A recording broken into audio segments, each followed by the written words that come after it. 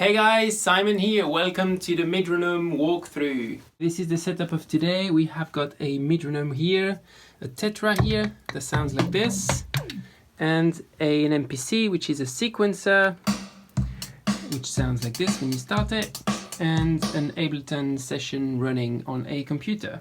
The Midronome is a MIDI master clock, which means it will be able to set the tempo on devices like this one on Ableton, and at the same time it's a metronome. The device has a big knob which you can turn or you can press. It has a mute button which lights up, as you can see here, to mute and unmute the metronome. It has a play button, a tap tempo button to tap the tempo, a setup button, and in the back it has MIDI outputs, the audio output for the metronome, a switch to switch between headphones and balance line signal for the metronome, a pedal, also drum pad, and also synchronization audio input, and a USB plug. And on the side it has the CV, which will be on the back in the final device. This is the metronome, which can be changed easily here, the tempo, and to change the volume you press setup down and then you turn, and that changes the volume of the metronome. The next step is to tell all your devices to follow MIDI clock. So on this MPC, for example, you have to go to mode, MIDI sync, and then choose sync, and then set the sync into the correct input, which is this one, and the mode is MIDI clock.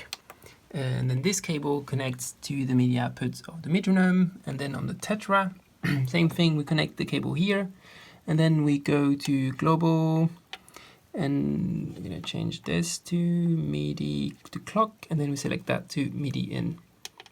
For Ableton, the MIDI clock is sent over the USB cable. To get Ableton to follow this, you need to go to the preferences, then link MIDI, and then you can choose either the Midronome clock and start or clock only. And once they're all synchronized, then they can play in time with the metronome.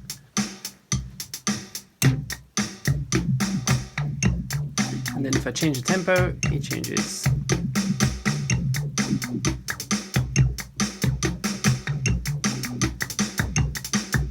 Then to stop the MPC, I'm going to press play here.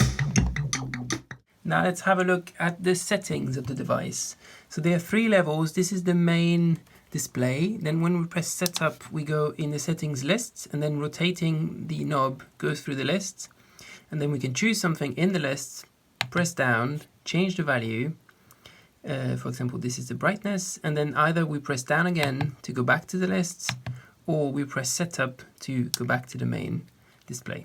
So these are the metronome settings, which are the first ones. So we got the volume 1, that's the volume of the first beats of the bar. For example here, right? Then there's the volume 2, that's the volume of the other beats. Right, and if we want to change both of them, for example, this one is at 3, the other one is at 4, we press the setup and then we turn, and that changes both of them at the same time. Right, and then we got the click of the first bar, so there's 60 click to choose from, a lot of them, all sort of sound. The 1 to 9 are recorded sound, and the others are like beep sounds. And same thing, we have it for the first beat of the bar and then the other beats. Right.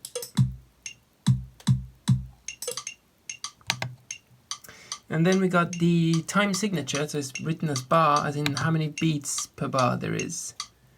There's 1, 2, 3, or 1, 2, you get the idea. Let's have a look at the CV output, which now is on the side, but which will be in the back in the final version. So per default, the CV is going to send a 1 ppq 5-volt pulse when you press play. So right now I press play, and then this starts sending the 1 ppq, and it has 2 left and right channel. So if you go in the setup and we go to CV type, that's the default mode, is play. There's also off, that's just completely off. On would be always on, So even when we stop, it's still on. And like the play mode, that is to play. And then of course if we change the tempo, that changes the speed as well. And then the other settings are CV1 and 2, so that's the left channel and the right channel of this plug, which are the PPQ signals. So it could be 1, or it could be 2, that's for the left one, or 3, right? And then for the second one, we can also change it.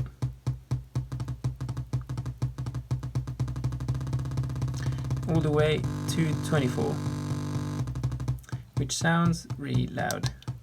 And then another mode of the CV type is the DIN mode.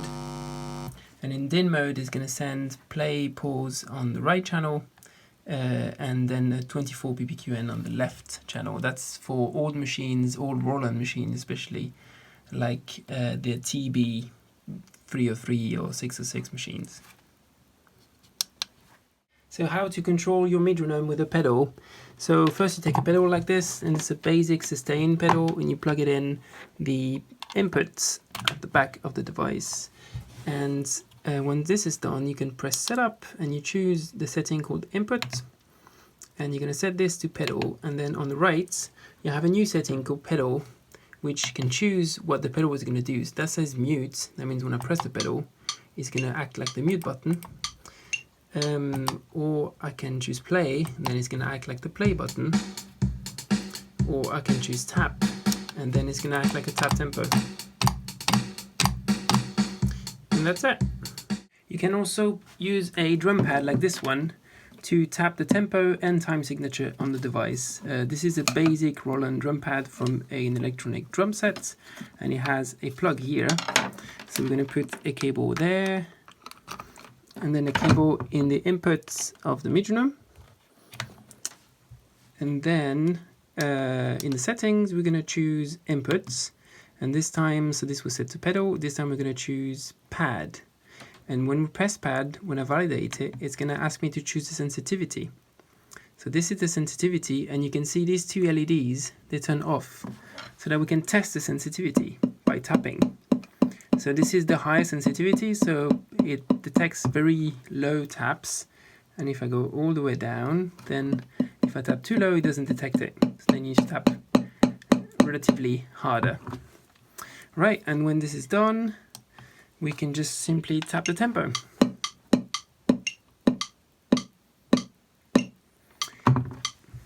The next mode is the one where you tap the time signature as well. So that's back in the setup, input, and then we choose pad ... That's like the pad plus mode. And again, we're going to choose the sensitivity like the other one. But this time, the LED is going to go green when we tap hard enough. So with this sensitivity, I need to tap very hard to get green. So we're going to go a bit higher, like this, right? Then we have the red, and then we have the green. And what you want to practice is to be able to tap 1, 2, 3, 4, 1, as in the first beat of the bar and then the next third beat of the next bar. And that the ones are green and the rest is red. So like this, for example, 1, 2, 3, 4, 1, 2, 3, 4, 1, okay? Or 1, 2, 3, 1. And once this is correct, if this is not good, you can adjust the sensitivity, of course, it depends on your pad.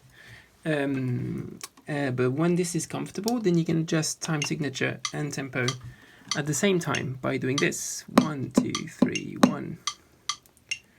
Or 1, 2, 3, 4, 5, 6, 1. Or 1, 2, 3, 4, 1. Here comes the DAW Sync, so how to precisely synchronize your DAW with the Midronome. So the first thing is you need to choose an output on your audio interface, and here I've chosen the headphone output, and send that to the input of the Midronome right here. Then you need to, in your session, so this is an example with Ableton, you need to grab the Midronome plugin. So I'm going to grab this one, and you need to put it here. So this is a non-final version of the plugin. And then we need to output this to the external output that we want it to.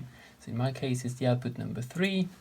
And I know this is the output sent to the headphones. Then in the Midronome, we're going to press setup, choose input. And in input, this time we're going to choose sync. And again, we can see the two LEDs turned off. and that's because this LED will show us the signal received. So if in Ableton I start my session, you can hear the metronome and you can see this is becoming green, and we're going to adjust the gain to find where's the limit. So if I go down, down, down, down, down, eventually it's going to turn red. You go all the way down, so you can see the limit is quite large. So you want to find the red points, and then find where the green starts at, let's say about 50%, and then the green will stop if I turn all the way up. There you go. So I've turned up the physical volume on my interface.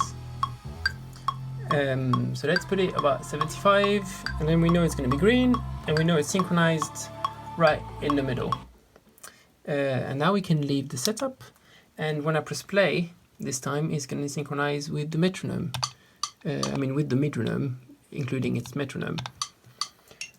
So you can hear both. So it takes one bar to synchronize, and then you can hear both metronomes, which are perfectly in time. So this is the Ableton one, and this is the Midronome one and the Ableton. And with the session, everything is in time. And of course here it says locked, meaning it's locked to the DAW, and I can't change it. And this is the precise synchronization. So now from there, the Midronome can send MIDI signal to other devices, and the metronome, all that synchronized with the DAW. If you want to learn more about this, I've made another video where I present this thing in more details, and I also show the results of this type of synchronization. So there are actually more settings in the device, and to access them you have to go in the setup list. So it's important that you are in the setup list, and then you press tap tempo, play and mute, and you press this for 1 second, and it's going to show you advanced. That means that it has now all the advanced settings. So we had volume 1, volume 2, click 1, click 2, bar, input, and now we have something called pedal 2. So that's if you go to input, you choose pedal, then you have input, pedal, and then you have a second pedal, which is plugged here on the right channel of this cable. So now you can plug a pedal on the left and on one on the right, and the one on the right can be either off or mute or play. And then the other one can do mute, play or tap tempo. So that this way you can have two pedals. And then we have the pedal type. So if you remember, I used a sustain pedal, something like this one, which I actually really like, which is a basic sustain pedal, which means it's momentary. You press and then it's on, and then when you release it's not on. But guitar pedals, the ones used with guitar amps, are usually latching pedals.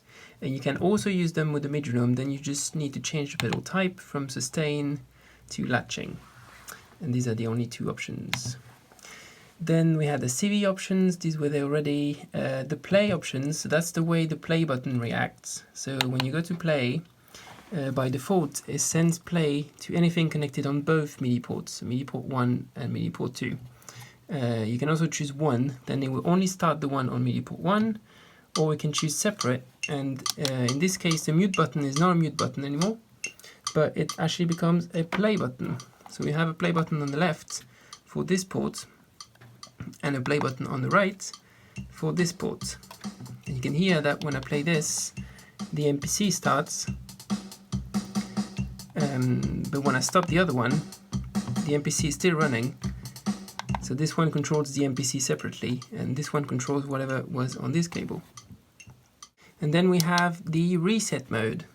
So in case you haven't noticed, the device is made so that the click, the metronome, is always in time with the machines playing.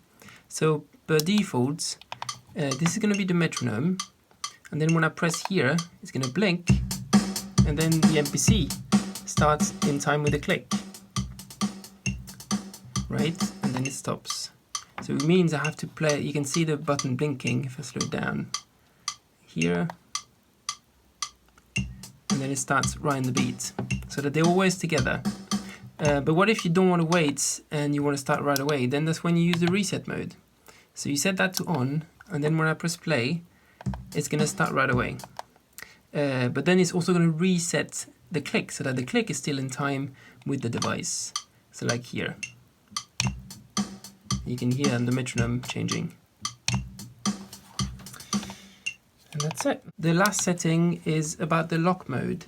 So the lock mode is a mode where you can lock the device. So if you press this down, this is going to go locked. And then when I change the tempo, it's not going to change and it's going to blink until I validate it.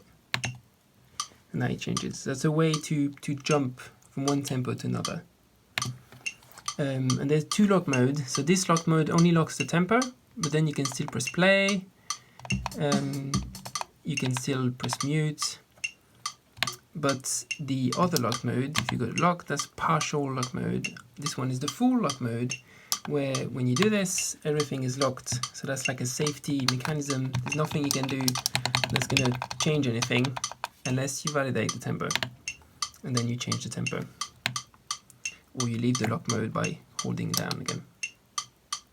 And the last settings are the LED, if this LED can be normal, or high, or off. And the last one is the brightness, which can go down and up. The Midronome can also receive commands over the USB plug. These are USB MIDI CC commands, which you can send from a DAW, from another device, for example, or even, as I shown in one of the videos, from a phone, which will send it to your computer, and then the computer will forward it to the device. And this way you can change any of the parameters and the tempo, and time signature, anything else. You can just control your device remotely, pretty much. And last but not least is how do you synchronize one Midronome to another in a very precisely manner. So on the Midronome, on the slave Midronome, you're going to do the same as the DAW Sync, meaning the signal is going to come here on this yellow cable, and we're going to press setup, and then we're going to choose input, and the input is going to be as sync, and that's all you have to do. And then the master Midronome has to send the sync signal, the same signal that the Midronome plugin sends, and this signal is going to come out of the metronome output. To get your device to send the same sync signal as the one sent by the Midronome plugin, you need to do a bunch of things. So first you need to make sure that on this device the input is not set to synchronized. So it has to be off, for example, or anything else, because that will make this device a slave, and we want this one to be the master. And then we're going to go in the volume, so we want to switch the volume to maximum. So let's switch it all the way to 9. Volume should be maximum on both clicks. It should be unmuted, and then in the click one, we're going to go all the way to the last value, which is 59, and it needs to be unmuted. So it needs to be already very loud, because when I press down, it's going to switch this metronome signal with a sync signal, which is even louder, which you can hear now. So it's set to sync, and now the mute button doesn't do anything because there's no muting. And then if I send this signal to another Midronome, it will sync to it the same way it will sync to a DAW. Let me unplug this. And that's it for today, folks. Thank you for watching.